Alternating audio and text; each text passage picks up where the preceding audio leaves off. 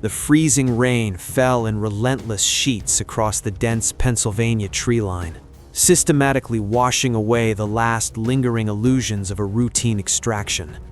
Staff Sergeant Elias Miller wiped a thick smear of mud from the Elcan Spectre DR optic of his M4A1, the cold, heavy realization of their absolute isolation settling in his gut as he stared through the magnified glass.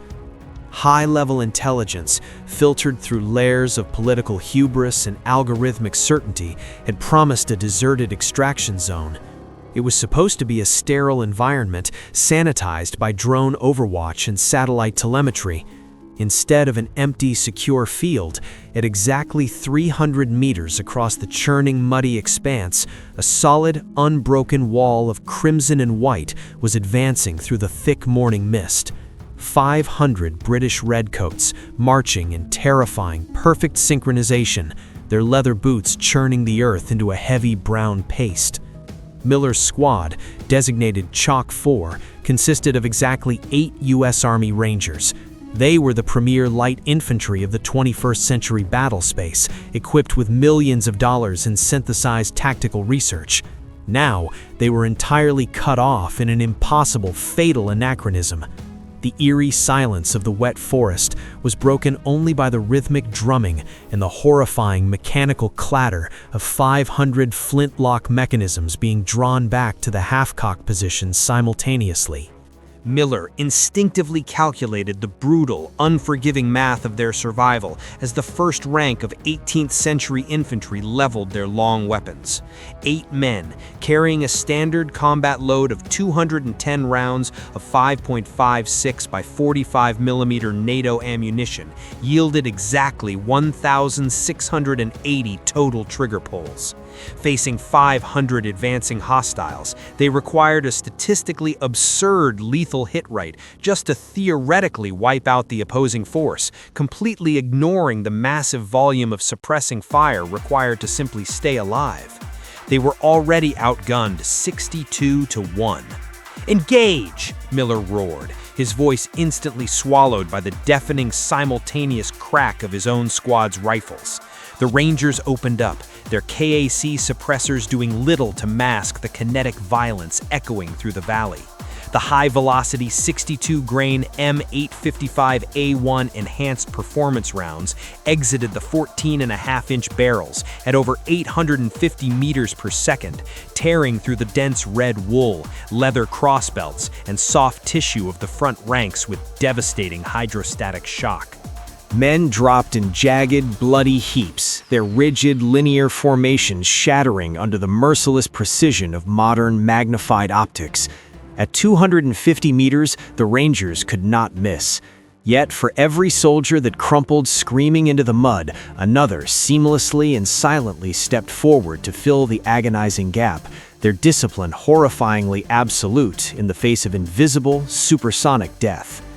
Then came the answering volley, an archaic counterattack that defied modern tactical logic. It was not the precise supersonic snap of incoming sniper fire the Rangers were trained to evade, but a deafening, rolling thunderclap of ignited black powder that physically shook the air. 500.75 caliber soft lead balls, each weighing nearly a full ounce, ripped through the humid atmosphere in a chaotic, unguided, apocalyptic swarm. At 200 meters, the Brown Bess musket was notoriously inaccurate, but the sheer, overwhelming density of the projectile wall was a geographical event rather than a targeted strike. Tree trunks exploded behind the Rangers in violent showers of white splinters and shredded bark, filling the air with lethal wooden shrapnel. Corporal Vance took a direct hit to his center mass, the massive kinetic energy of the lead sphere slamming into his level 4 ESAPI ceramic ballistic plate with the force of a swinging sledgehammer. The composite armor completely defeated the penetration, designed to stop advanced armor-piercing tungsten core rifle threats, but the raw, unmitigated blunt force trauma shattered his sternum instantly, dropping him face first into the mud, gasping frantically for air. The terrifying gap between their cutting-edge survivability and the raw, blunt trauma of historical mass slaughter was violently apparent. They were bleeding irreplaceable resources by the second. Miller glanced at the digital readout on his chest rig. His AN/PRC-152 tactical radio was emitting nothing but encrypted, dead static. The GPS module flashed a completely blank grid. There was no QRF helicopter inbound, no A-10 Warthog loitering at 10,000 feet to turn the grid square into a churned wasteland of depleted uranium. They were utterly alone, abandoned by the fragile digital grid they relied upon. "Mag out!" Specialist Reyes screamed, his voice cracking with adrenaline as he slammed his fourth 30-round P-mag into the mag well and viciously slapped the bolt catch. That was 120 rounds gone per man in under 4 minutes. The physical toll on their weapon systems was becoming critical. The barrels of their M4s were glowing with a dull, dangerous heat, burning off their protective oils and threatening catastrophic failure or a chamber cook-off.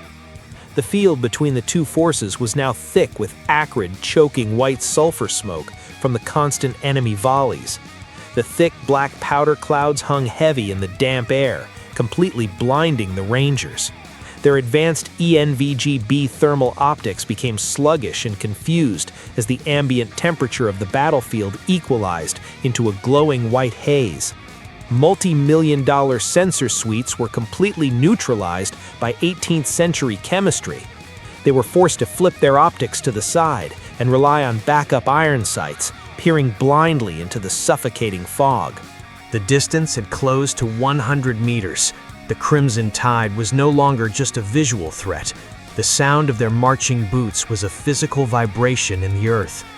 Private First Class Jenkins screamed as a stray lead ball bypassed his plate carrier entirely, tearing through his unarmored right thigh and severing his femoral artery. Blood sprayed across the muddy leaves in bright, rhythmic pulses. The squad's medic immediately dropped his rifle, rushing to apply a cat tourniquet high and tight on the limb, while aggressively packing the gaping wound with quick-clot combat gauze. That single casualty immediately removed another rifle from the firing line, dropping their outbound suppression volume by a critical 25%. 6 guns were now trying to hold back over 350 remaining bayonets. The brutal math was accelerating towards zero. Through the suffocating sulfurous clouds, the distinct chilling metallic scrape of bayonets being fixed echoed across the shrinking 50-meter clearing. 17 inches of cold Sheffield steel gleamed ominously as the surviving Redcoats lowered their heavy muskets into a formalized charging posture. The drums shifted from a marching cadence to a rapid, aggressive assault beat. The Rangers were down to their final desperate rifle magazines. Their trigger pulls became slower, strictly disciplined, aiming only for center mass as the Redcoats filled their vision. Empty brass casings formed slippery, chaotic piles around their knees. The high command bureaucrats in Washington had calculated every geopolitical variable except the sheer grinding friction of numerical attrition. Miller felt his bolt lock back on an empty chamber. The rifle was dry. He dropped the useless carbine to its sling and drew his M17 sidearm. The cold, inadequate weight of the pistol in his grip felt like an insult. 17 rounds of 9x19mm hollow-point ammunition offered a pathetic final argument against the impending physical crush of human bodies.